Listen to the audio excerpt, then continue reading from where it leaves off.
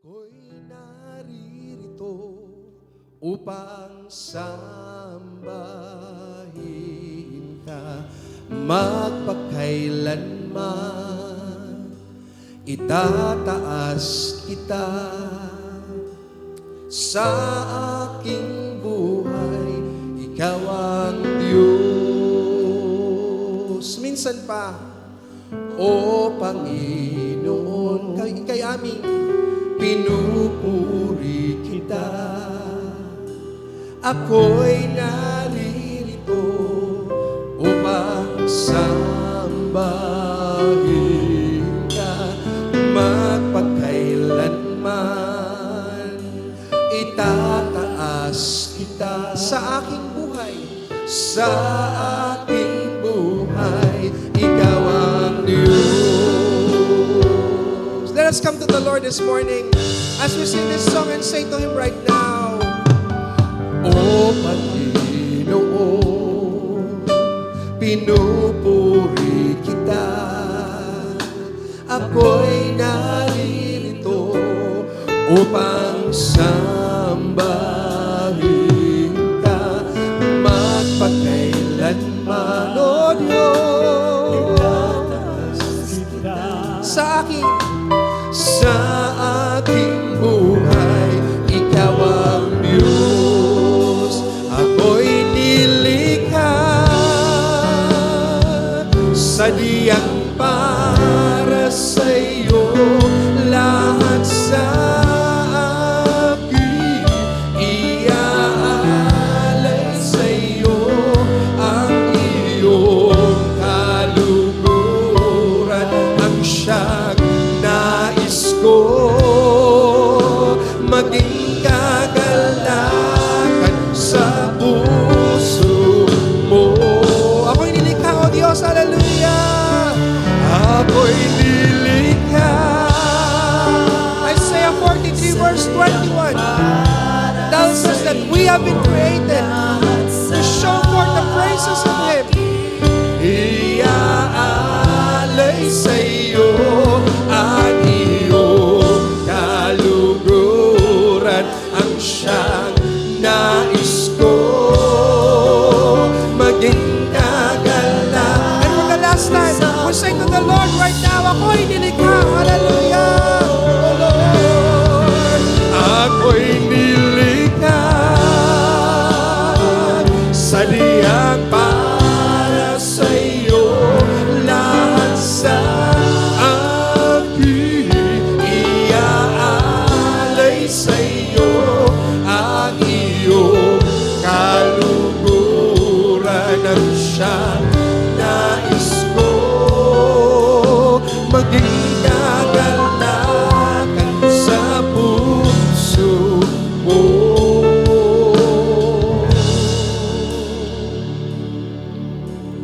O Panginoon, pinupuri kita. Ako'y naririto upang sambahin ka magpakailanman. Itataas kita sa aking buhay, ikaw ang Diyos. Minsan pa sa aking buhay, ikaw ang Diyos, O Lord. Sa aking buhay, ikaw ang Diyos. Sa huling pagkakataon po, let's sing that. Sa aking buhay, ikaw ang Diyos. Palakpakan po natin ang ating Panginoon. Sama-sama po tayo mumawit ng pagpupuri, ng pagsamba sa ating dakilang Diyos. Minsan pa po, palakpakan po natin ang ating Panginoong Diyos at awitin natin ang katotohanan, ang katagumpayan ni Kristo sa buhay ng bawat isa sa atin. Amen po? Amen. Minsan pa, isang malakas na palakpak para sa ating Diyos na buhay. Good morning, church, and let's sing to the Lord. Hallelujah, God. Luwalhati sa iyo, aming Panginoon. Let's sing.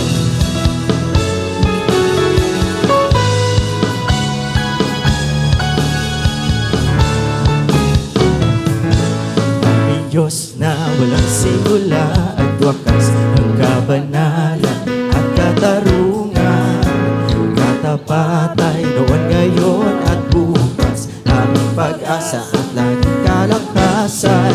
Buhay namin ay hiling mong likha, hari ng pag-ibig at sadyang kamangha-mangha.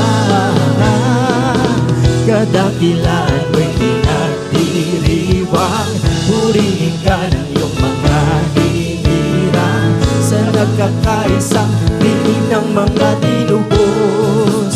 Luwalhati sa dakilang Diyos, aming tinataas ay karangalan ng makapangyarihan mong pangalan, sa nagkakaisang piling ng mga tinubos. Luwalhati sa dakilang Diyos, luwalhati sa dakilang Diyos. Let's sing to the Lord.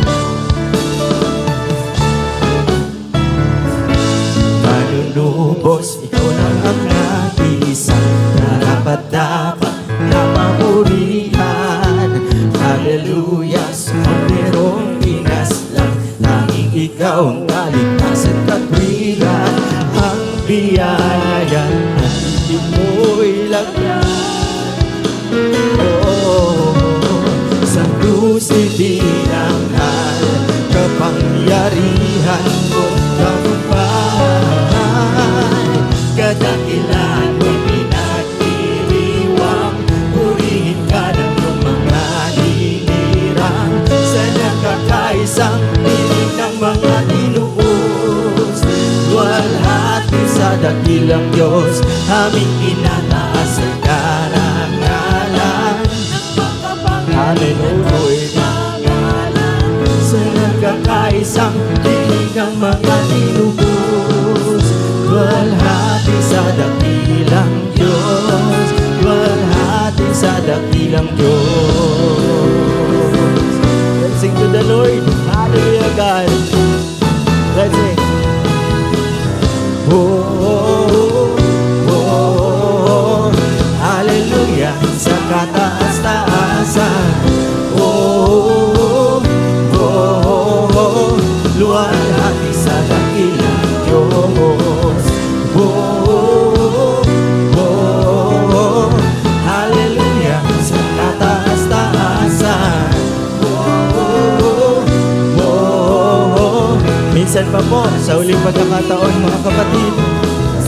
Oh, oh, oh, hallelujah, sa kataas-taasan, karapat-dapat sa papuri kailanman.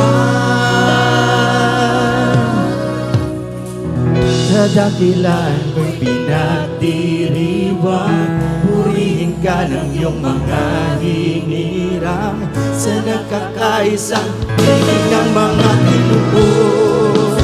Luwalhati sa dakilang Diyos, kadakilaan mo'y pinagdiriwang, purihin ka ng iyong mga hinirang, sa nagkakaisang piling ng mga tinubos.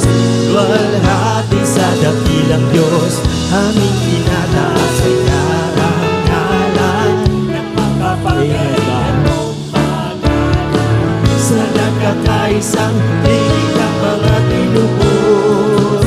Luwalhati sa dakilang Diyos, luwalhati sa dakilang Diyos, luwalhati sa dakilang Diyos, luwalhati sa dakilang Diyos.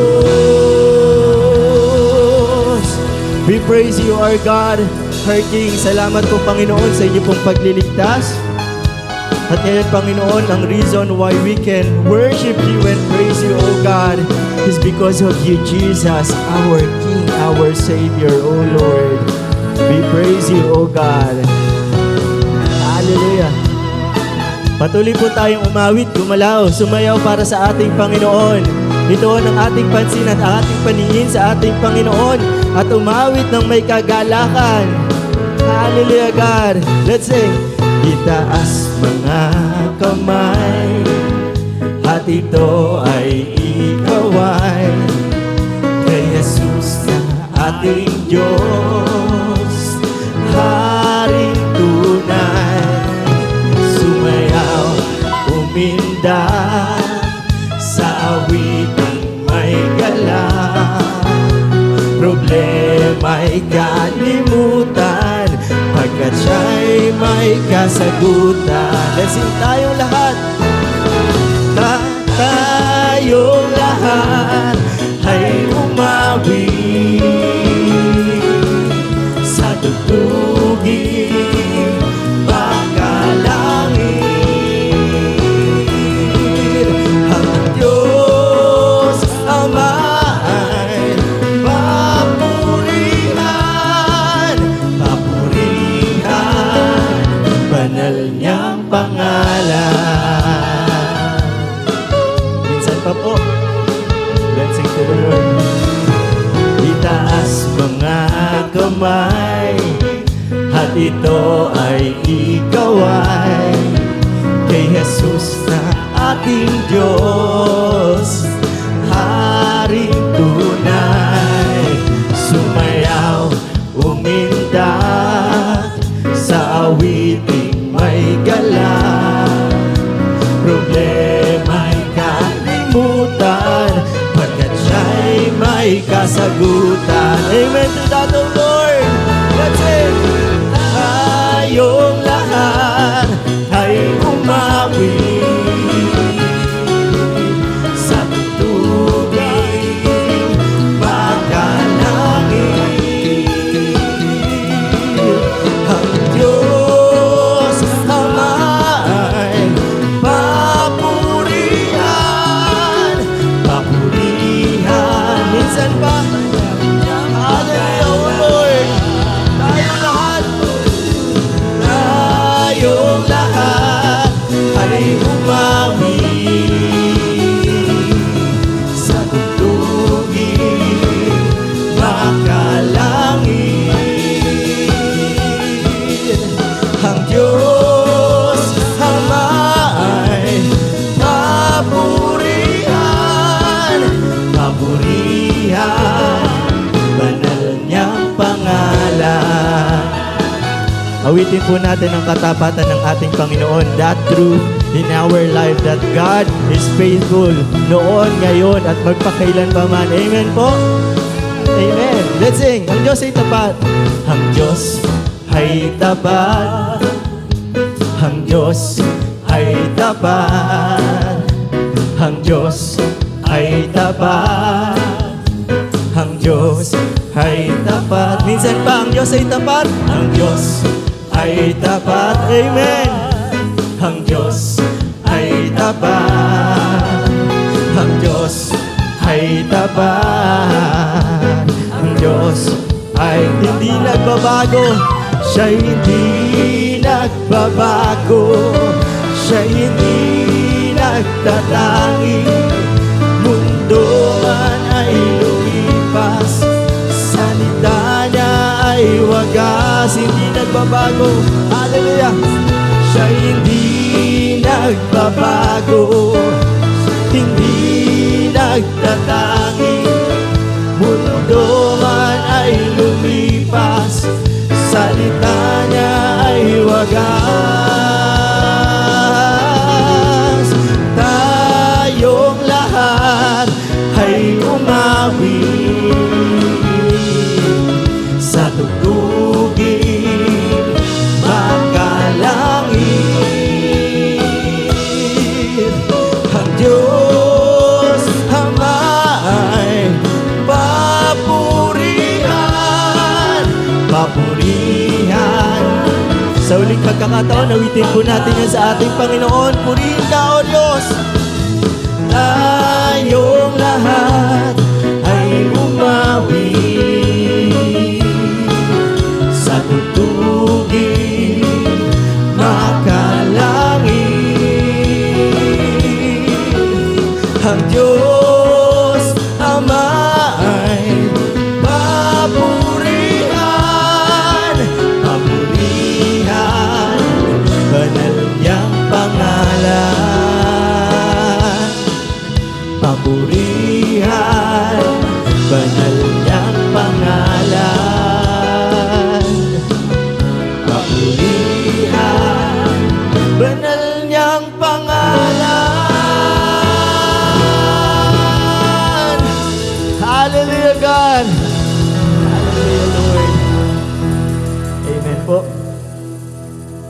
kapatid, tayo ay malayang umawit sumamba sa ating Panginoon. Amen?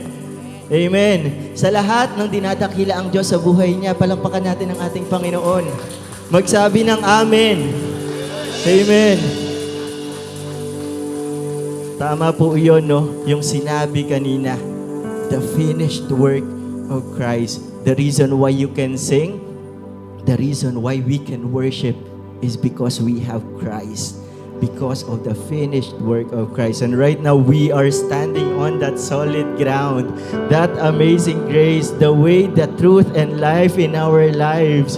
And that is Jesus Christ. Salamat po, O Diyos, sa inyo pong kabutihan, Panginoon, at kadakilaan sa buhay ng bawat isa sa amin, Panginoon, na sa kabila ng lahat ng nararanasan namin, Panginoon, meron kaming pag-asa, kapayapaan, katagumpayan sa mundong ito, and that is because of you, O Christ. And this moment, O Lord, we continually worship you and sing that truth of your love, of your unending grace sa buhay namin, O Lord.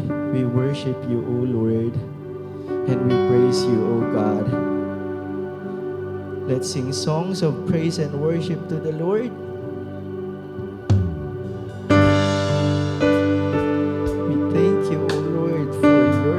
In this life, in the finished work of Christ. Salamat po, Diyos.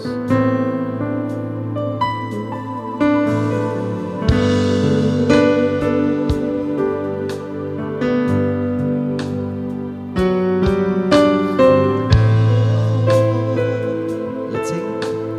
Hallelujah, God.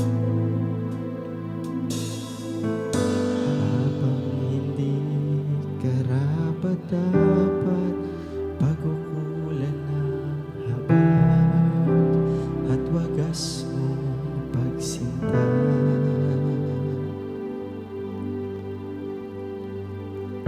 Habang walang kakayanan, masuklian ka ng mabuti sa lahat mong ginawa. And let's sing that again. Habang hindi karapat-dapat, habang hindi karapat-dapat, pagkukulan ng habag at wagas mong pagsinta. Habang walang kakayanan, nasuklian ka ng mabuti sa lahat mong ginawa.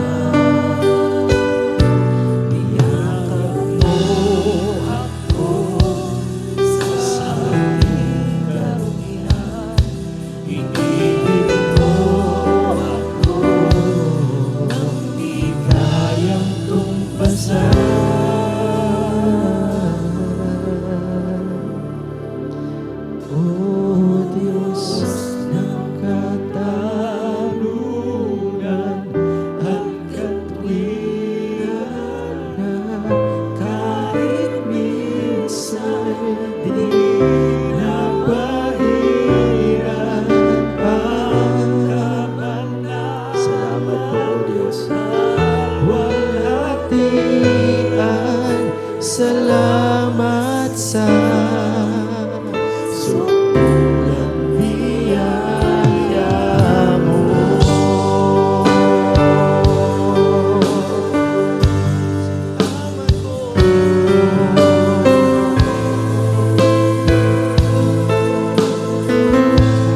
po. Ang walang salang manunubos, ang umako ng parusa nararapat sa akin. Anong habag sa tulad ko'y gawad ang iyong katuwiran at ako'y patawarin. Yakap mo ako sa aking karumihan. Inibig mo ako nang di kayang tumbasan. Yakap mo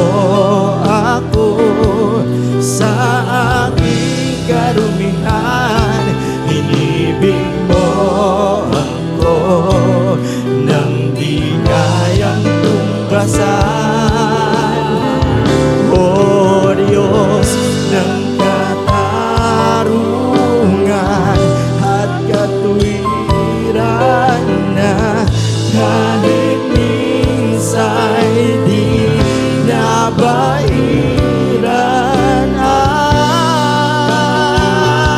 Salamat po, Diyos, sa inyong kabutihan sa buhay ng bawat isa sa amin, Panginoon, that while we were yet sinners, oh God, you saved us, oh Lord. And that is the amazing grace. Isang katotohanan, Panginoon, na hindi namin maipaliwanag na sa panahon na kami ay makasalanan, you were there, Panginoon, and saved us, oh Lord. You made the way, oh God, sa buhay ko. Salamat sa sukulang biyaya mo. Oh, salamat po, Diyos. Awitin natin sa ating Panginoon.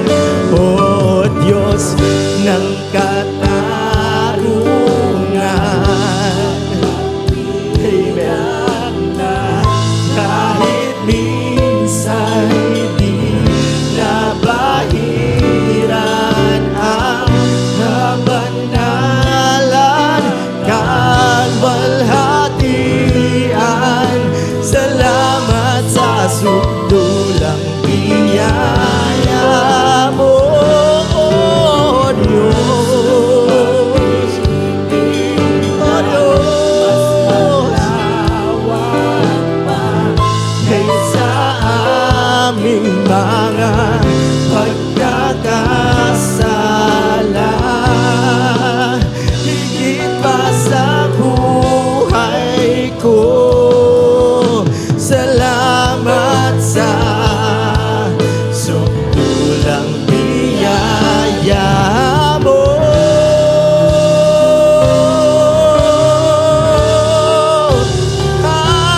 Hallelujah. We praise you, O Lord. Let's sing hallelujah to our God. Hallelujah. Hallelujah. Hallelujah. Oh, hallelujah. Hallelujah. Hallelujah. Minsan pa. Oh, hallelujah. Hallelujah. Hallelujah. Sa uling pagkakataon, let's sing that again to the Lord. Oh, hallelujah. Hallelujah. Hallelujah. Let's sing. Ang lahat ng papuri at karangalan ay sa'yo lamang, Jesus, iniaalay.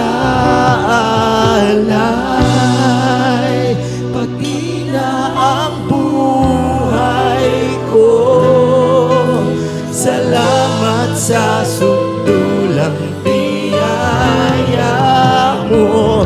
Ang lahat ng papurian, O Diyos, sa'yo lamang, Jesus, iniaalay.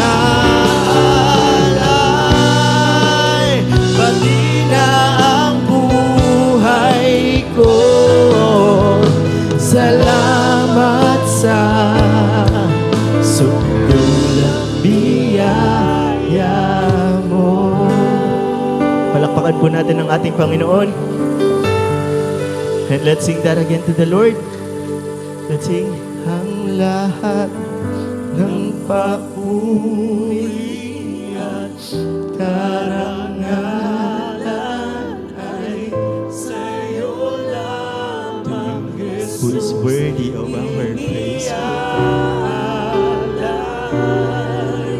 Pati na ang buhay ko, salamat sa sukulang biyaya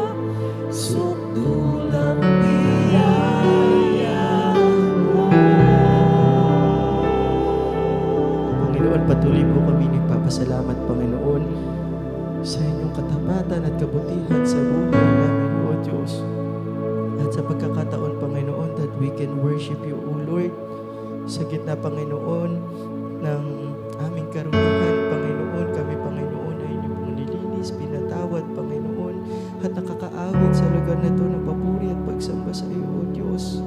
Sa kabila ng lahat ng aming pinagdadaanan, Panginoon, nariyan ka, O Diyos. We continually worship you, O Lord. Nakikita namin, Panginoon, kung gaano karumi kami kabasahan, Panginoon. Gaano kaliit ang buhay na ito kumpara sa isang dakilang Diyos. Ikaw na realidad ng buhay ng bawat isa sa amin. Hiwalay at kawalay sa inyo, O Diyos, ay walang mabuti, O Diyos. We worship you. Mga kapatid, let's sing to the Lord. Praise you, O God. This is our last song to the Lord. Hallelujah. We worship you, O Lord. Hallelujah. Hallelujah, God. Let's take this time, this opportunity to sing to the Lord. Use this chance na kayo ay makalapit sa ating Panginoon. Worship you.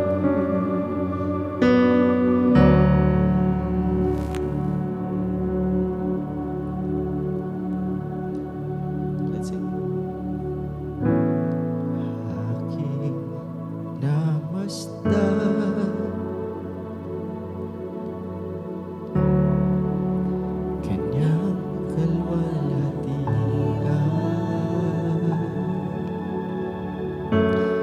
naluluklok sa kaitaasan, kapangyarihan niya'y bumabalo sa buong kalangitan.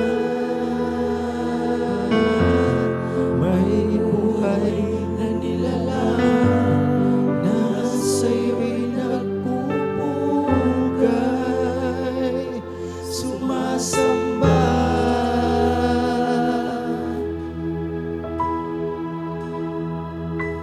Purihin ka, O Diyos, sa kaitaasan. Purihin ka ng lahat ng bansa. Ang buong kalangitay nagsasabi, banal, banal, banal ang iyong ngalan.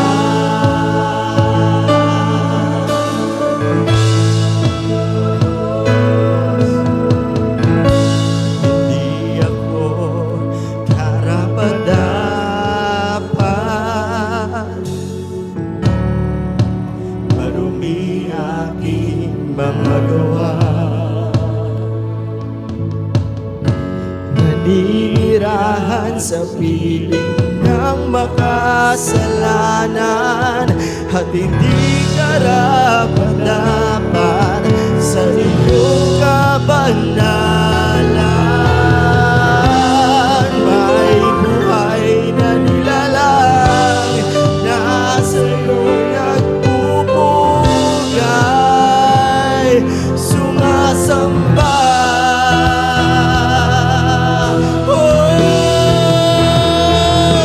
Purihin ka, O Diyos, purihin ka, O Diyos.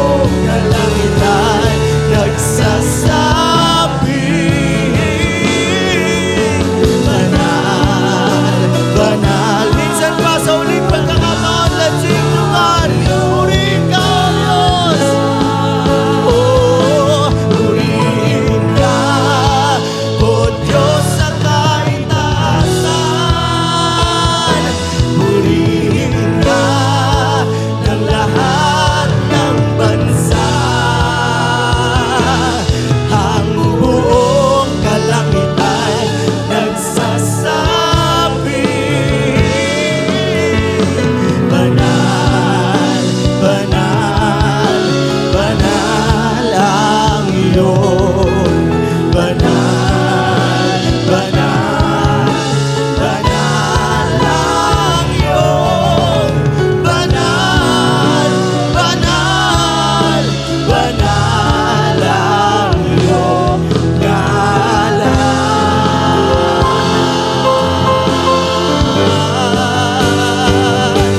Ika'y banal. Puri ka, O Diyos, minsan pa, Church. Palakpakan natin ang ating dakilang Diyos. Hallelujah, God. Nga po nating palakpakan ng Diyos. Ayan. Ayan. Sabihin nyo nga po sa katabi nyo, ang ganda-ganda mo. Ang pogi-pogi mo. Ayan. Kasi po, nung pagtingin ko po sa inyo, parang parang malungkot po kayo lahat eh. Pero nung sinabihan na po na maganda, nagngitian na po. So, praise God po, no?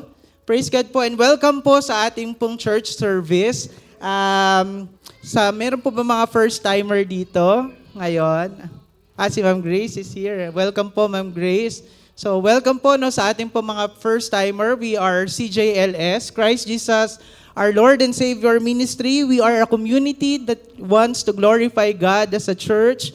We are committed to Christ and committed to the Word. So, ngayon pong umagang ito sa ating pong pag-aaral, excited na po ba kayo? Amen po? Amen. So, samahan niyo po ako makibukas po sa aklat ng 2 Samuel.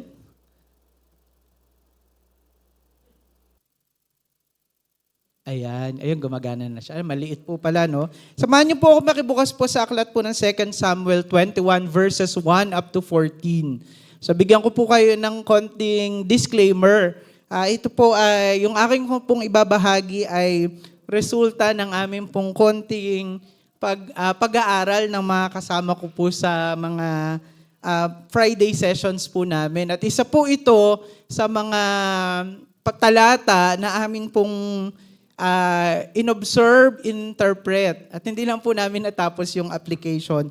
Pero purihin po ang Diyos dahil ngayong umaga pong ito, maririnig po natin ang kabuuan ng ating pong talata. So basahin po natin no, sa 2 Samuel 21 verses 1 up to 14.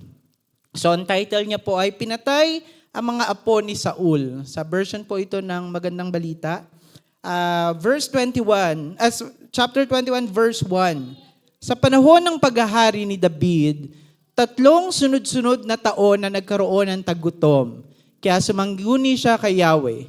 Ito ang kanyang tugon. Maraming buhay ang inutang ni Saul at ng kanyang sambahayan sapagkat ipinapatay niya ang mga Gibeonita. Ang mga Gibeonita ay hindi buhat sa lahi ng Israel. Sila ang mga natira sa lahi ng mga Amoreo na pinangakuang hindi lilipulin ng mga Israelita. Ngunit sila'y sinikap lipulin ni Saul dahil sa pagmamalasakit niya para sa mga tag-Israel at Huda. Ipinatawag ni David ang mga Gibeonita at tinanong, ano ang maipaglilingkod ko sa inyo upang mapagbayaran ang kasalanan sa inyo ng aming bayan? At nang sa gayon ay mapawi ang inyong galit at basbasan ang sambayanan ni Yahweh. Verse 4 po, no? Sumagot sila, ang sama ng loob namin kay Saul at sa kanyang sambahayan ay hindi kayang tumbasan ng ginto at pilak. Ngunit ayaw naming pumatay ng sino man sa Israel. Kung gayon, ano ang dapat kong gawin para sa inyo? Tanong ni David. Verse 5 po. Sumagot sila, Hinangad po ng Saul na iyon ang ubusin ang lahi namin sa Israel, kaya ibigay ninyo sa amin ang 7 sa mga lalaking mula sa kanyang angkan at bibitayin namin sila sa Gibeon sa harapan ni Yahweh. At sagot po, sige, ibibigay ko sila sa inyo. Sagot ni David. Verse 7 po, ngunit dahil sa sumpaang ginawa ni David at Jonathan, iniligtas niya si Mephibosheth, ang apo ni Saul kay Jonathan. Ang ibinigay ng hari ay sina Armoni at isang Mephibosheth din ang pangalan. Mga anak ni Saul kay Rizpa na anak ni Aya at ang 5 anak ni Adriel kay Merab. Si Merab ay anak ni Saul at si Adriel na may anak ni Barzillai na taga Meholat. Ibinigay ni David sa mga Gibeonita ang 7 ito at sila'y sama-samang binigti sa bundok sa harapan ni Yahweh. Nangyari ito nang nagsisimulang anihin ang sebada. Verse 10 po. Sa buong panahon ng anihan hanggang dumating ang tag-ulan, si Rizpa na anak ni Aya ay hindi na umalis sa kinaroroonan ng mga bangkay. Gumawa siya ng isang siluwang sako sa ibabaw ng isang malaking bato at binantayan ang mga bangkay upang hindi makain ng mga ibon at maiilap na hayop. Verse 11 po, nang mabalitaan ito ni David, pinakuha niya ang bangkay ni Saul at ni Jonathan sa mga pinuno ng Habes Gilead. Ninakaw ng mga ito ang mga bangkay ni Saul at Jonathan sa Bethsan na ibinitin doon ng mga Filisteo noong araw na sila'y mapatay sa Gilboa. Ipinakuha nga niya ang mga bangkay ni Saul at Jonathan at isinama sa mga bangkay ng 7 binigti sa bundok. Pagkatapos dinala nila ito sa libingan ng kanyang amang si Kish sa lupain ni Benjamin sa Zela. Ang lahat ng inutos ng hari ay natupad at mula noon dininig ni Yahweh ang kanilang dalangin para sa bansa. Ang Diyos po magpala sa pagbabasa po ng kanya pong mga buhay at banal na salita at samahan po tayo ng Panginoon sa ating pong pag-aaral ng kanya pong buhay na salita sa umaga pong ito. Naunawaan po ba natin ang ating pong talata? Maganda po, no? Tayo pong mga Pinoy, mahilig po tayo sa kwento. Kaya alam ko po na nasundan po natin yung kwento. Para po mas madali nyo po siyang maintindihan, nahati po yan sa 3 part. Yung 2 Samuel 21, 1-9, yun po yung talata kung saan hiniling po ng mga Gibeonita na maibigay yung 7 angkang lalaki ni Saul, at yun po ang ginawa ni David. Sa verse 10 po, yung pangalawang part niya ng story, ay si Rizpa na po yung pinag-uusapan na siya po ay nagstay doon sa bangkay, no, ng anak niya. And yung last part po niya, nahati, yung verse 11 to 14, ay yung nag-move po si David, gumawa po si David ng aksyon, at inilibing niya po yung 7 na yon kasama po yung si Saul at saka si Jonathan. So, yun po yung madaling kwento nung talata. Ayun po. So, bago po natin pag-usapan yung talata, meron po akong tanong sa inyo eh. Ayan. Naranasan niyo na po ba na ma-sin zone? Ayan ang tanong ko po sa inyo. Taas nga po kamay. Ay, wala. Ano po ba yung sin zone sa mga Gen Z? Paki-explain nga. Naranasan niyo na ba yan? Naranasan niyo na po ba? Pag sinabi po nating sin zone sa Gen Z, kinuha ko po yung logo nung sa chat, yung pag nakita niya na, nakalagay yung mata niya doon. So, naranasan na po nating ma-sin zone. Tama po? Masakit po ba ma-sin zone? Depende po sa message po namin eh. Kapag po okay lang eh. Pero kapag hindi po eh. Masakit po na ma-sin zone, di ba? Yung feeling mo wala kang value, hindi ka nila pinapahalagahan, o hindi mahalaga yung message mo sa kanila. Kaya, na-sin zone. Ang hirap ma-sin zone. Lalo na po sa mga Gen Z, no, na kailangan ng atensyon lagi. Napakahirap po yung konsepto ng sin zone. At sa umaga pong ito, ganito rin po ang atmosphere sa kwento po natin. Though wala pong FB noon, no? Baka sabihin niyo, wala namang FB noon na. Bakit sin zone? Ganon din po ang atmosphere. Sa kwento po sa 2 Samuel 21 verse 1 to 14. Bakit po? Nilagay ko ata yan dyan, no? Sorry. Bakit po, no? Kasi po, makikita po natin, may tatlong taon po ng taggutom sa bayan po ni David. Hinighlight po doon na yun po ay time ng paghahari ni David. At sa kanila po, sa kultura po at tradisyon ng mga Israelita, ang pamin po o famine or taggutom po ay hindi po isang kalagayan lang. Hindi siya isang natural na kalagayan lang. Sa Israelita po, ang konteksto po ng taggutom ay isang bagay o indicator nagsasabi that there is something wrong. Merong mali sa atin. Now, may mali sa kanila. Kaya po, di ba, sinabi doon, ang inquiry ni David, ang sinabi po ni David, tinanong niya si Yahweh, ano nangyari? Tapos sumagot naman po si Yahweh sa kanila, no? So, ganun po yung atmosphere. Kaya po kung itatanong ko po sa inyo ngayon, have you ever felt like you are being sin zone? Yung parang, Lord, bakit tahimik ka? Tahimik pala. Audible ba yan? Hindi. Naku, ayan na naman tayo sa audible at saka hindi. Oh Lord, nasisinzone mo na ba ako? O kaya, Lord, may ginagawa ka pa ba? Natanong niyo na po ba yan? Hindi pa daw. Very good yung mga hindi pa. May +5 yan sa akin. Di ba? Dumadating tayo sa punto ng buhay natin that even we pray the hardest or we attend always, yung parang lahat na ng BS, lahat ng online Bible studies, lahat ng online services, naka-attend ka na, pero you feel like sin zone ka pa din. Diba? Same atmosphere po with 2 Samuel, no? Ayan po, nakalagay na po pala dyan. Ayan. So, happened during the reign of King David. So, katulad po sinabi ko sa inyo kanina, naka-experience po sila ng famine. At yung reason po ay nandyan, no? Saul violated Israel's covenant with the Gibeonites, which is babasahin na lang po natin later para po hindi maubos yung time natin.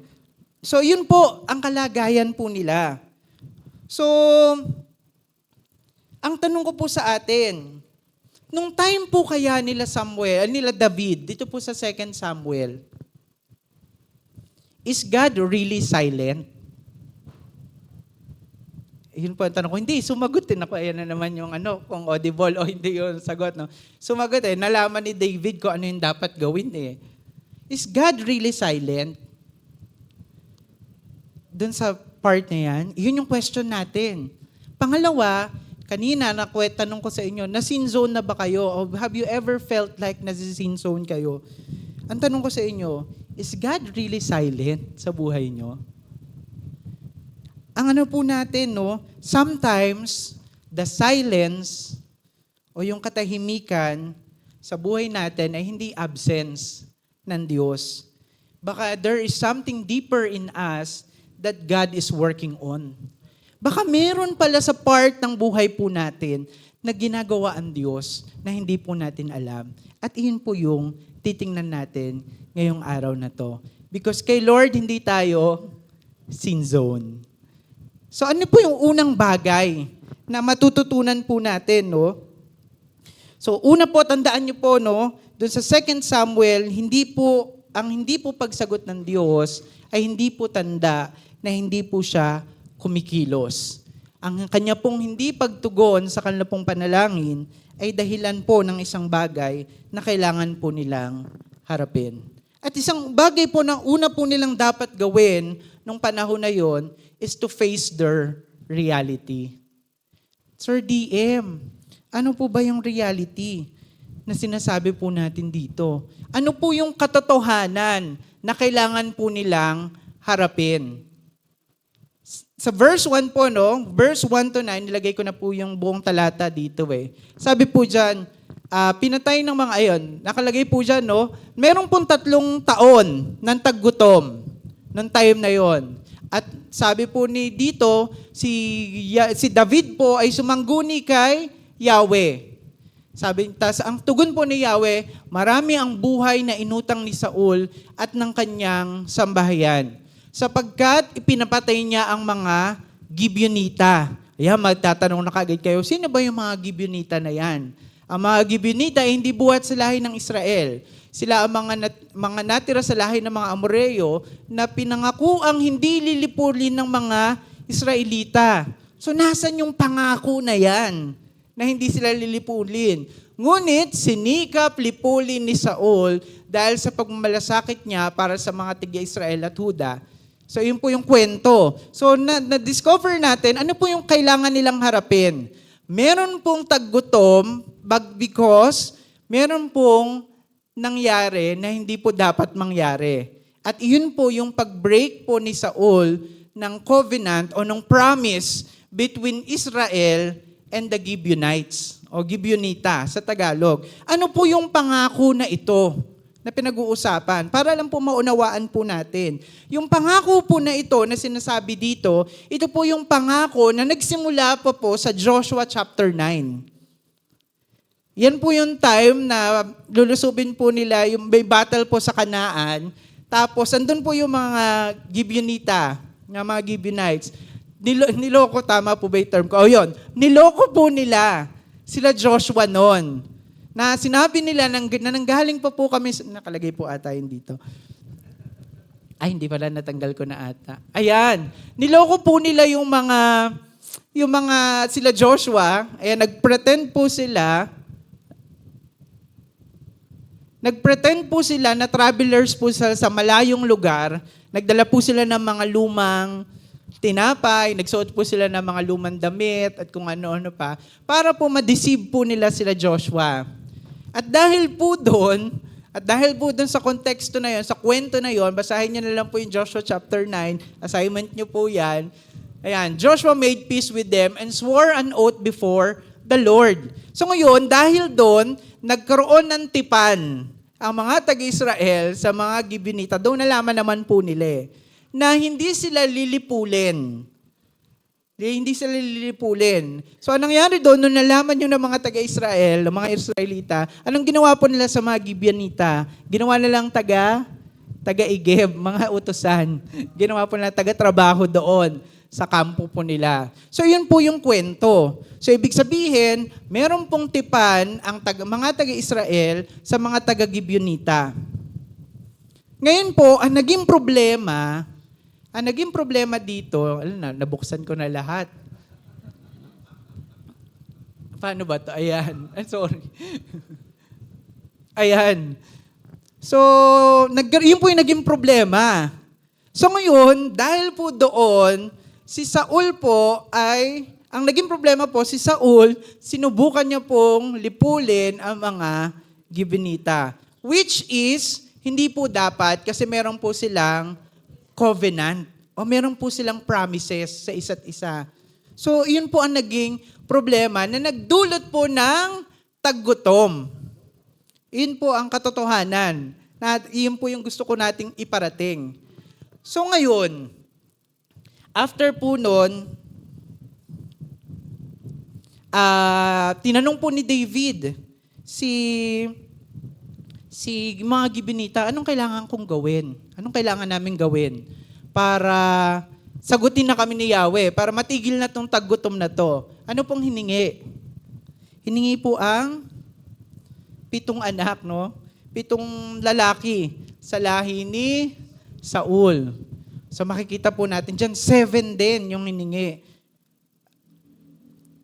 nila. So alam nyo naman, maraming nagsasabi na 7 daw is the perfect sa Bible, no? Pero sabi din nila, it's a completeness po daw ng atonement nung sala ni Saul sa kanila. So yun po yung dahilan. Pero more than po dun sa pagsuway po ni Saul dun sa covenant nila, ay meron din pong dahil po nagkaroon po ng pagbububo ng dugo dun sa lupa, which is curse po sa mga taga-Israel. Sa Numbers naman po yun, mababasa nyo po yun sa Numbers 35. Assignment nyo rin po yun. So yun po ang mga dahilan. Kaya po nagkaroon talaga ng taggutom. So binigay po yung mga anak ni Saul, 7 po yun, and then pinatay po yun sa harapan ng Gibeonita, at sabi daw po sa harapan ni Yahweh, sa Gibeon. So, nagtanong din po ba kayo, grabe naman yung, bakit kaya, ako ang tanong ko po doon, nung nag-aaral po kami nito, bakit kaya pumayag si David, no? Na patayin yon, buhay yon. No, bakit kaya, sa palagay nyo, ay tinanong kayo, no? Bakit po? Yan, dahil dyan, assignment nyo ulit yon. Hindi, joke lang po. Bakit po? Kasi sa tradisyon po nila, kapag po meron pong nadungisan ng dugo ang lupa, sa Numbers po, mababasa niyo rin po, dugo po nung murderer ang dapat na ibayad. So dahil wala na po si Saul, dahil pinatay po siya ng mga Filisteo, sa last chapter ng 1 Samuel, mababasa niyo po yun. Kaya po, ang binigay po ay ang apo niya. Ano naman po ang relevance ng mga apo niya? Bakit po mga apo niya? Kasi iyon po ay lahi nila. Sabi po nila, meron daw pong tinatawag na corporate solidarity ang mga taga-Israel. Ibig sabihin po, kapag kasalanan ng isa, kasalanan ng buong angkan ng lahi. Ganun po yung kanila pong kultura. So kaya po, ibinigay po ni David yung 7 anak at 7 apo. At iyon din po ang paraan para po ma-restore para maayos yung kanila pong problema sa kanila pong nasyon o sa kanila pong bayan. So ano po yung una nating maaalala po dito? Ang una po nating makukuha dito, kailangan po nilang harapin yung katotohanan na meron po silang problema. Iyon po yung una. May problema sila. So, tinitrace ko po gaano kahaba yung talata na to, yung period na to, from the time na pinatay ni Saul yung mga Gibeonita. Tapos, kaso po wala po akong mahanap, pasensya na po. Kung may mahanap po kayo, very good po, no? Tapos po, tinanong ko rin po, chinecheck ko din po kung gaano katagal yung treaty, yung covenant nila with the Gibeonite from this 2 Samuel, no, 21. So, sabi sa mga nabasa ko po, it's around 400 years. 400 years, ganun katagal. Si Saul po ay nag-reign for about 40 years sa Israel. So, i-check nyo na lang po yung timeline, paano po natin yon matitrace. Pero, to sum it up, meron pong problema. Meron po silang problema na kailangan pong harapin. At ang katotohanan po nito ay sila po ay nagkamali o nagkaroon po ng problema sa hindi po nila pagsunod sa covenant, sa kanila pong tipan sa Panginoon. Kaya po yung taggutom na nararanasan po nila ay hindi po dahil lang sa weather o sa sitwasyon nila. Ito po ay dahil sa kanila pong pagkakasala. Meron pong problema sa kanila. Pero sa kabila po ng problema na to, sa kabila po ng mga problema na to, meron pong solusyon na ginawa po ang Diyos. At iyon po ay palatandaan na naaalala ng Diyos ang mga covenant na Kanya pong binitawan sa kanila. Kaya po nilagay po natin dito, no, the famine exposed something Israel tried to move on from broken covenant. Kasi po sobrang tagal na. At maaari po na nakalimutan na po nila yon. Kasi 400 years po ang pagitan nung treaty, no? Tapos kay Saul po, 40 years po siya mostly nag-reign sa Israel. So ganun po katagal. Pero naalala pa rin ng Diyos yung covenant nila na yon sa mga Gibeonita. So ano pong pwede nating makuha po dyan sa atin? Una po, nilagay ko po dito, no? Ang Diyos po ay banal at makatarungan. Amen po ba?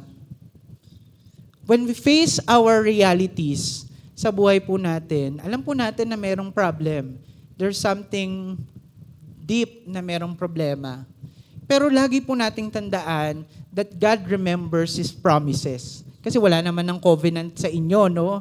Pero meron siyang mga pangako na kaya po nating panghawakan.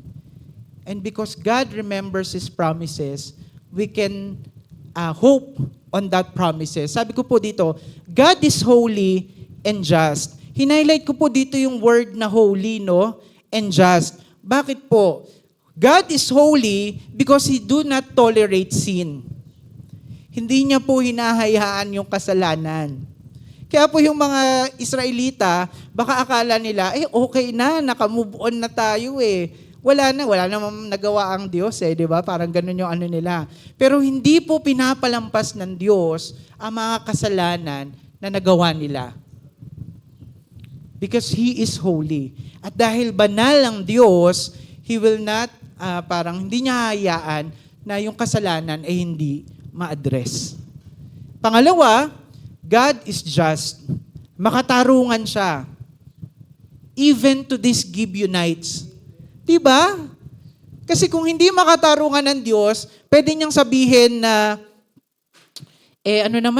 si Saul naman sabi doon, ginawa niya yon out of malasakit, out of zeal.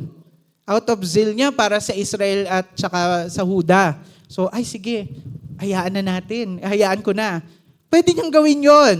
Pero dahil siya ang Diyos na makatarungan, hindi niya yun hinayaang mangyari. Inadress niya pa rin yon. Yung kanila pong covenant with the Gibeonites ay inalala niya pa rin niya sapagkat siya ang Diyos na makatarungan. Kaya nilagay po natin dito, no? He is holy and He is just and He is truthful and He keeps His promises. Amen po ba? Amen. Ano pong reality ng buhay po natin ngayon? O sige, wag muna sa buhay. Lumabas muna tayo. Ano pong reality ng paligid natin ngayon? Magulo, di ba? Kamusta ka? Kamusta ka? Tara? Di ba? Kamusta ang reality ng buhay natin? Ng paligid natin? Paano natin haharapin yan? At mahalaga din po yung konsepto ng pagharap sa katotohanan. Kasi pag hindi po natin hinaharap yung katotohanan, hindi po natin nakikita kung ano yung dapat. Dahil po banal at makatarungan ng Diyos, hindi niya po hahayaan yung injustices na nangyayari sa atin. Sa buhay mo, yung mga injustices, or even sa paligid po natin sa Pilipinas, He will not tolerate that. Yung oppression, di ba? Pang-aapi, yung pang-aabuso, yung pagpapatay, yung mga murders, lahat po ng bagay na yan. Kung akala nyo, dito sa bansa natin, dito na lang po natin hugutin. Kung sa bansa po natin, akala po natin, Lord, wala na bang mangyayaring maganda? Wala na po bang mangyayaring mabuti? Pag nababasa po kami sa feed namin sa social media, kapag sa balita, puro kaguluhan. Lord, sin zone na ba ang Pilipinas? No, hindi po. He is holy and He is just. And He will not tolerate those injustices, oppressions, at mga pang-aubuso na nararanasan natin. And even in our lives, sa buhay po natin, maybe today, sa buhay niyo po ngayon, maybe you are struggling to understand the pain na nararanasan mo. Meron kang disappointment sa buhay mo ngayon na hindi mo maintindihan. You're struggling with compromises sa boss mo, sa trabaho mo, sa asawa mo, sa kapitbahay mo, kahit saan. You're struggling with all of the challenges in your life and you are so exhausted and you don't have an answered prayers. And that is your reality. Paano ginagawa mo ngayon?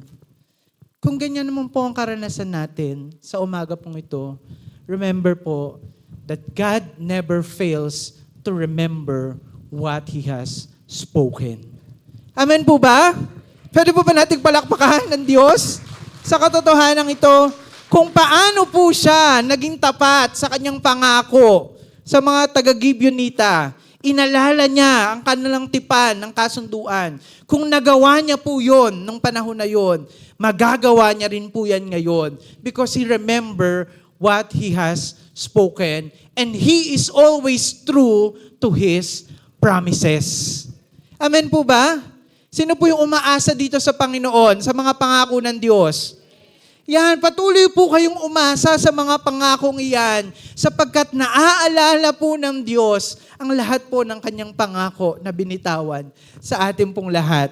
Because the same God who remembered His covenant in 2 Samuel 21 is still the same God who remembers His promises until today. Palakpakan po natin ang Diyos. Ito po ang katotohanan na hindi po kayo nililimot ng Diyos. Na kahit nag-struggle kayo, kahit ang sakit-sakit na ng buhay nyo, at kahit ang dami ng reality na akala mo susuko ka na, remember that the promises of God is always true. lagi po yung totoo at laging bago sa atin. At makakaasa po tayo sa pangakong ito sapagkat ang Diyos na ito ay ang Diyos na tumutupad sa kanyang mga pangako. Amen. Amen. Minsan ba po nating palakpakan ng Diyos? He is a covenant keeper God. And because of that, we can hope in Him. Amen. Amen. At dahil po dyan sa katotohanan yan, alam po natin na kahit mahirap, kaya po nating magstay. Tama po ba? Kaya pa rin po nating tumayo kahit mahirap. Tama po ba? Kasi sabi po dito, no, stay even when it hurts. Ay, nako, yung minsan, no, kapag pumipila po tayo dyan, tas nainitan tayo, ay, ayoko na. Mainit. O kaya kapag po tayo po ay may inaabang na jeep, ay, mainit, ayoko na. Ay, pupunta tayo sa church, kaso walang masakyan, ay, ayoko na. Those are little hurts. Pero sabi po dito, no, stay even it hurts. Sabi po nito, no, yung kwento po natin sa verse 1 up to 9, makikita po natin dito kung paano po ibinigay ni David. Hiningi po ng mga Gibeonita at binigay ni David yung 7 angkan, 7 apo ni Saul. After po noon, mapapansin niyo po sa kwento, nag-shift siya. Napunta yung kwento kay Rizpah. Kaya po sabi po dito sa 2 Samuel 21 verse 10, sa buong panahon ng anihan hanggang dumating ang tag-ulan, si Rizpah, na anak ni Aya, ay hindi na umalis sa kinaroroonan ng mga bangkay. Gumawa siya ng isang silungang sako sa ibabaw ng isang malaking bato at binantayan ang mga bangkay upang hindi makain ng mga ibon at maiilap na hayop. Si Rizpah po, bilang magulang, masakit po yon para sa kanya. Totoo po ba? Kung ilalagay po natin yung ating mga shoes kay Rizpah, mahirap po yun. Masakit yon na kukunin yung anak ko at papatayin para lang maayos yung sitwasyon. At makikita po natin dito, no, that even in the most painful situation ng buhay ni Rizpah, yung anak niya nandun, nakikita niya, patay, walang buhay. She stayed, even it hurts. Kahit masakit, kahit mahirap, no? Sabi nga po dito, no, yung pag-stay po ni Rizpah, nakalagay po dyan, sa buong panahon ng anihan hanggang dumating ang tag-ulan. So, ibig sabihin, hindi lang po siya nag-stay for days. Hindi ng 1 day, hindi 2 days, hindi 3 days, hindi 4 days. Timeline po yung binigay dito, season. From anihan to tag-ulan. So, ibig sabihin, mahabang panahon siyang nag-stay. Nag-check po ako ng mga proof kung paano po yan, kung gaano po siya katagal. Sabi, it's around 4 to 6 months of staying there. Gaano po ka-painful yun sa magulang? Na nakikita mo yung anak mo, 6 na buwan, patay, gula-gulanit na dyan. Baka naaagnas na nga, no? Kasi 6 months na. Tinitiis niya po yung araw sa umaga at tinitiis niya yung danger sa gabi. Maari pong siya din po ay not emotionally stable during that time. Pero nagstay pa rin siya. Sa palagay niyo, bakit po kaya siya nagstay? Because of her love, no? Pwede rin po yun, because of her love. Sa ancient Israel po, kapag po ang isang bangkay, sa kultura po nila, ay exposed, ibig sabihin, nandun lang. Hindi po nilibing at walang proper burial. Tanda po yun ng shame, dishonor, and disgrace. Kaya po dyan, Rizpah stayed beside the bodies 4 months, and it moved David to act. Ano pong pinapatunayan ni Rizpah? Na hindi niya po hayaan na manatili na nasa shame, honor, and disgrace yung mga yon, no? Kaya sabi ko po dito, Rizpah shows her faithfulness not by making a promise, but refusing to live what is still unhealed until restoration comes. Alam niyo po, may tanong po ako dito sa kwento eh. Kasi po, kung ang solusyon lang po talaga sa taggutom ay mapatay ang 7 apo ni Saul, dapat po yung kwento tapos na. Dapat po nangyari na yung verse 11 to 14. Tapos na, umulan na, natapos na yung famine. Pero hindi po yun nangyari.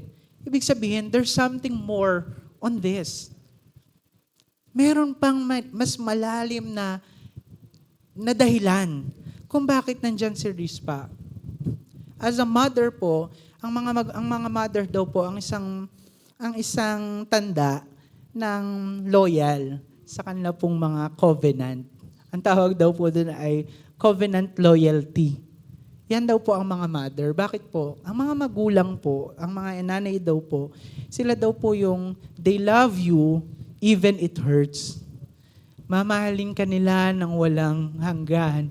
Kahit pasaway ka, kahit ganito ka, kahit ano ka pa, mamahalin ka nila. Kasi yung loyalty nila, nung pagmamahal nila, ay hindi natatawaran. At ganun po yung pinakita ni Rizpah. Hindi man po ganun kabigat, pero makikita po natin, he is the one na pinakita ang kanyang loyalty sa tipan. At hindi niya papayagan, hindi niya hayaan na manatili yung shame, dishonor, and disgrace doon. Kaya po siya nagstay. Ang tanong ko po, kaya nyo rin bang magstay even it hurts? Yung kahit ang sakit-sakit na, yung kahit, hindi ko na kaya, ayoko nang makita tong mga bagay na to. Can you also do that? Na Lord, ayoko na po suko na po ako. Ganun po yung nangyari kay Rizpah. And because of her loyalty, at because po sa ginawa niya, na-move po si David to do something. So, ang lagi ko pong iwanan sa inyo, let us stay, even it hurts. Kahit gaano kasakit at gaano kahirap yung sitwasyon na pinagdadaanan natin, let us stay. Because God is faithful. Nakikita niya yung faithful suffering mo. Na nananatili ka kahit mahirap and your perseverance. Alam niyo po sometimes, yung faithfulness natin, nakikita yan kahit, Lord, a-attend ako kahit hindi ako okay. Lord, kahit mahirap sa akin, kahit pagod ako, kahit personally hindi ako okay, emotionally hindi ako okay, physically hindi ako okay, nandito pa rin po ako. And that's showing your faithfulness. And sometimes daw po, our faithfulness is best shown kapag masakit yung pinagdadaanan natin. O nasa mahirap tayong sitwasyon sa buhay natin. Lagi po natin tandaan that God is faithful. Ang Diyos po ay tapat. At nakikita niya po yan. Yung mga pinagdadaanan nyo, yung mga personal na hinaharap nyo sa buhay nyo, nakikita niya yan. Kaya po, today, maybe pakiramdam mo, mag-isa ka lang na nagsasakripisyo sa buhay mo. Maybe you feel like yung pressure na ikaw lang ang nakakaintindi. Yung hirap, yung napaglaban mo sa burnout sa trabaho mo. O kaya baka yung may mga workers tayo who is serving pero emotionally drained and exhausted. Or you feel like staying faithful even no one notices. Wala nakakakita. You feel like wala nakakakita sa akin. Kahit sa church, wala nakakakita sa akin. Or maybe you are in a waiting season. Nang-aantay ka and you feel unseen. Kung ganyan po yung pakiramdam nyo, God sees your endurance and every act of quiet faithfulness. Hindi kailangan loud. Hindi kailangan, Lord, ito ako, kumakanta ako dito. Lord, ito ako, nagpipreach ako dito, nagpipray ako ng malakas. Hindi po ganoon ang faithfulness. Even in our quiet faithfulness, nakikita po yun ng Diyos. even the prayers na walang nakakarinig. Even the most silent prayers na inatter natin, naririnig po yun ng Diyos. He sees that. He see your endurance. He see your faithfulness. Nakikita niya po yung lahat.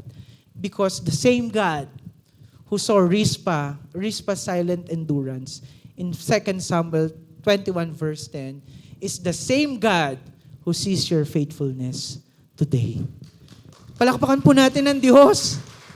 Diba yung katotohanan ito na alam po natin na kahit quietly you're not okay or sometimes quietly you're suffering, iniisip mo, ako na lang ba to? Sin zone na ba ako? Pero hindi. God sees that. He knows you at alam niya kung ano niyang kailangan mo. And all of your quiet works, yung mga maliliit nating gawa, ating mga silent cries kapag maggabi, mag-isa tayo, o yung mga pag-iyak natin sa CR kapag nagsha-shower tayo, alam po yun ng Diyos. He knows that. And He see your faithfulness.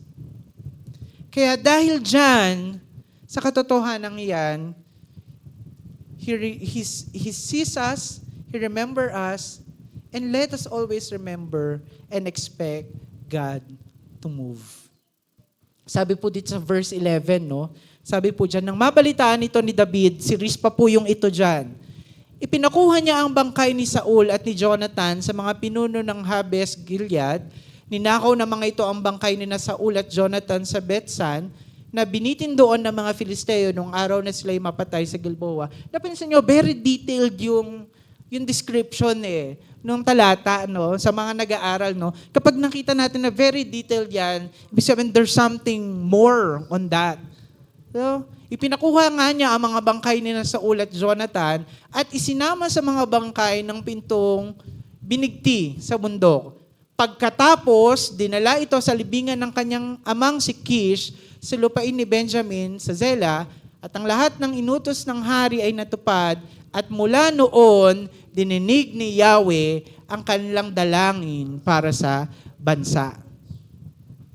Imagine, kung talagang pagpatay lang dun sa angkan ni Saul ang problem, o solusyon, dapat natapos na yun doon. Pero hindi.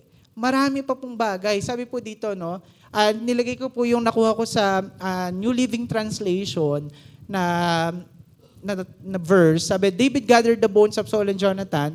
The dead were finally given proper burial. Dignity was restored. Sabi diyan, ito po yung nakuha natin sa NLT. No? After that, God answered prayer for the land.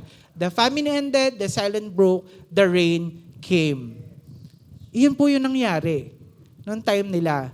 So, ibig sabihin, nung nabigyan po ng proper honor yung mga bangkay, o nabigyan ng proper burial yung mga bangkay, at naisama na po sa bangkay ni Saul at saka ni Jonathan, doon na po nag-start kumilos ang Diyos.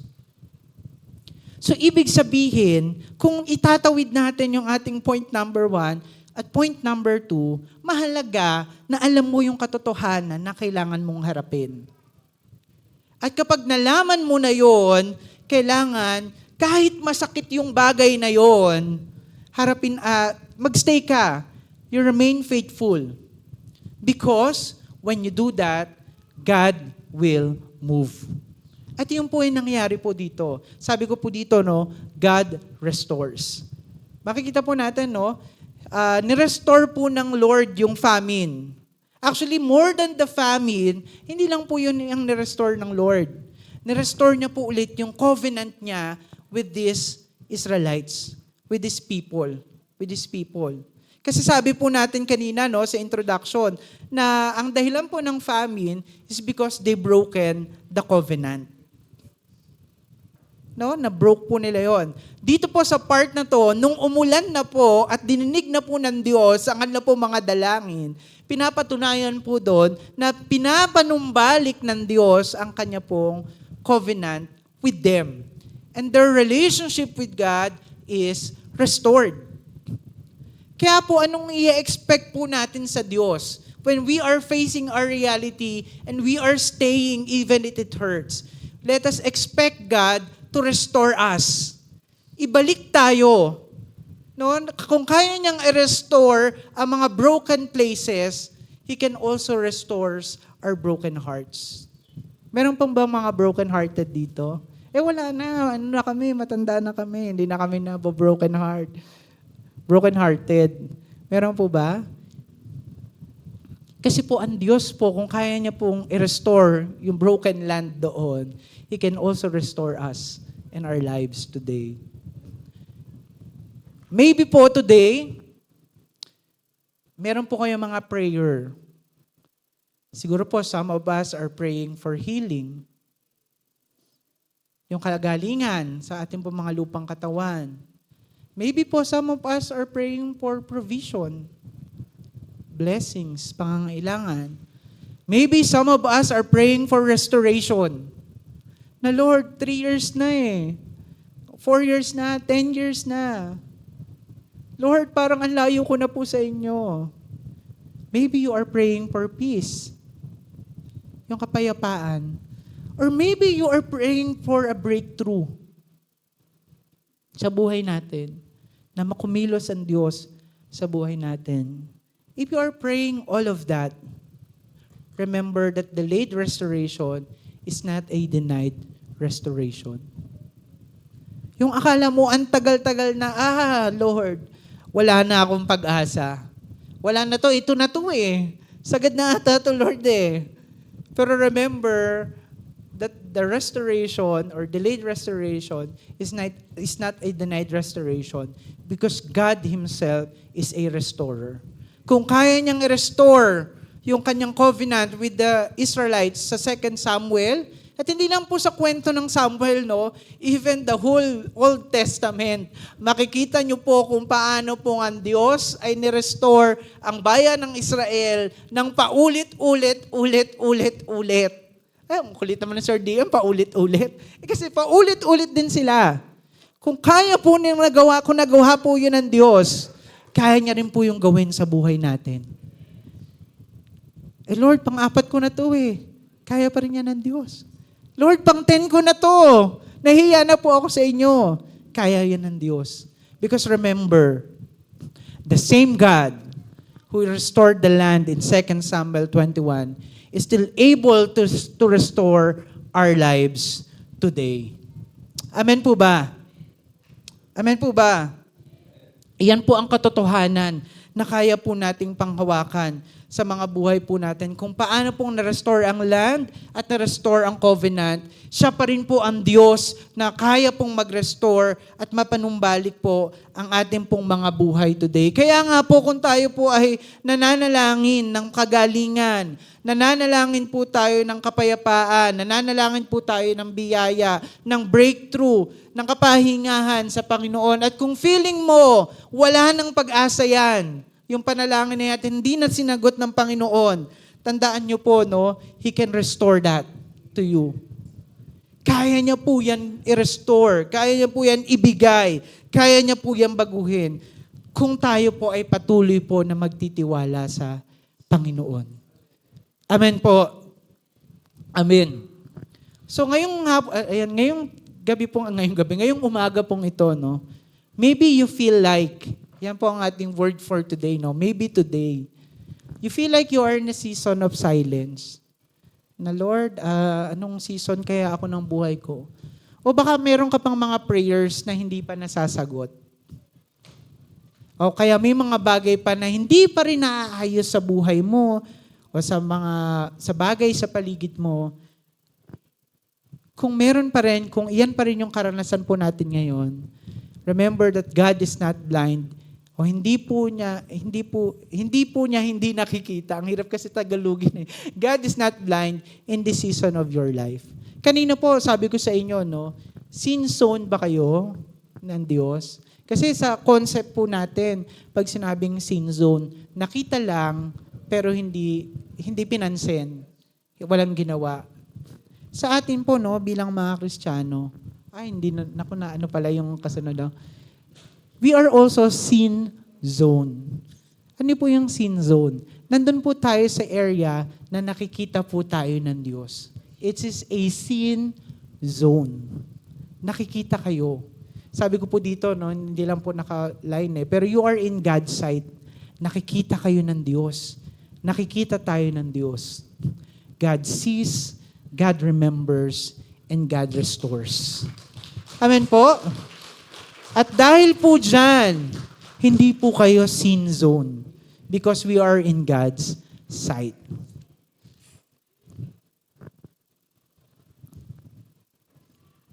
Sa buhay po natin, no, especially po ngayon, sa paligid po natin, ang dami pong mga injustices, kasalanan, brokenness, at akala po natin, no, wala nang mangyayari. Wala nang mangyayari, or even during that time. Pero sa mga panahon po na yan, na merong injustices, merong brokenness, and merong sin and unresolved conflict, hindi po nananatiling tahimik ang Diyos. God never remained distant in us. Bakit po? He sent Jesus. Yung akala natin, wala nang kalalagyan yung buhay natin. Yung akala natin, yung kinain na tayo ng kasalanan natin. At akala natin, ang layo-layo na sa atin ng Diyos. Hindi po yun totoo.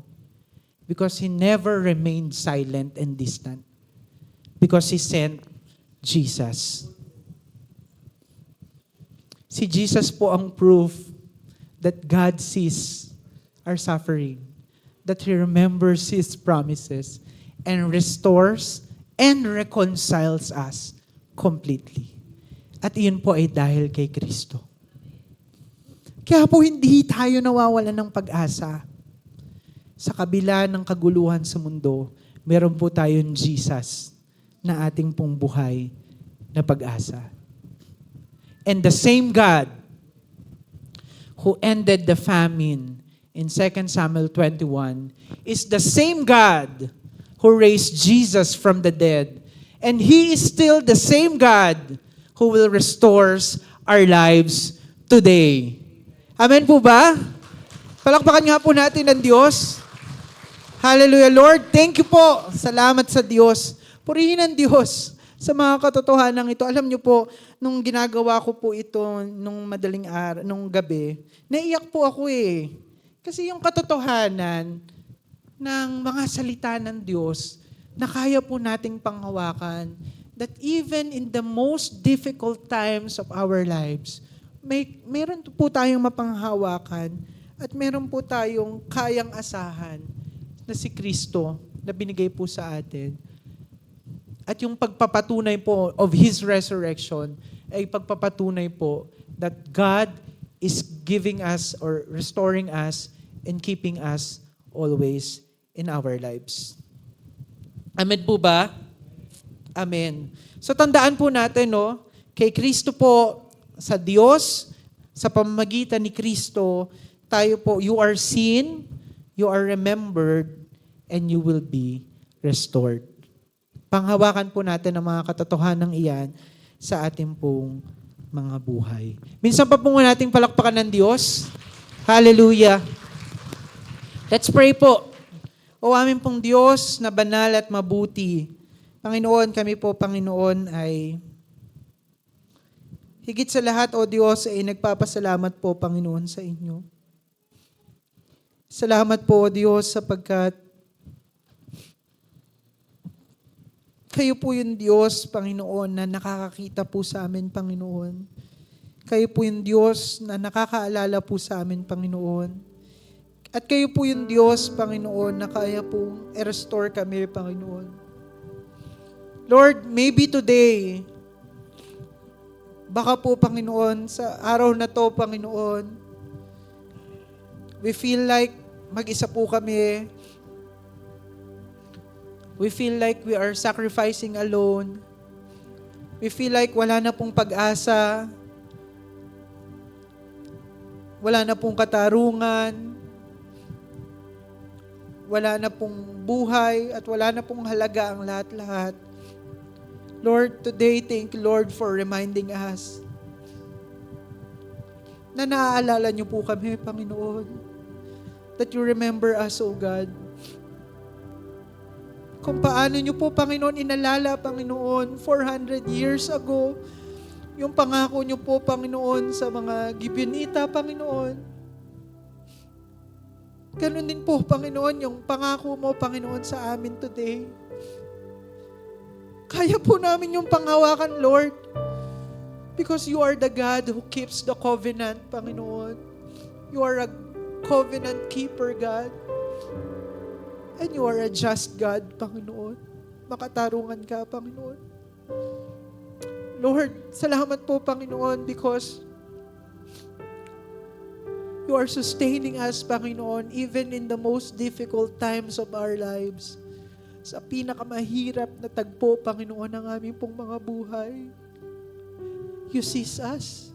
Nakikita niyo po, Panginoon, yung aming pong mga sufferings. You see, Panginoon, all of the challenges. Naririnig niyo po, Panginoon, our silent prayers, Panginoon. Yung mga rants po namin, Panginoon. Lahat po ng bagay, Panginoon. Salamat po, Diyos.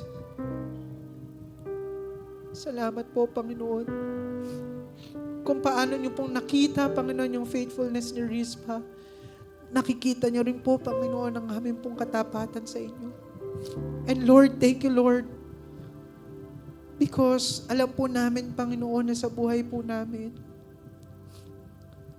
even the most broken part of our lives, Panginoon, even the most broken part, Panginoon, ng buhay po namin, Panginoon, kaya niyo po itong i-restore, ipanumbalik, Panginoon, sapagkat kayo ang Diyos. You are the God who restores everything, Panginoon. If you can restore, Panginoon, a broken land, Panginoon, you can also restore our broken lives, O God. At ito po ang katotohanan na aming pong panghahawakan, that you seize us, that you remember us, and you will restore us, Panginoon. Salamat po, O Diyos. Salamat po, Panginoon. Pwede po ba tayong tumayo?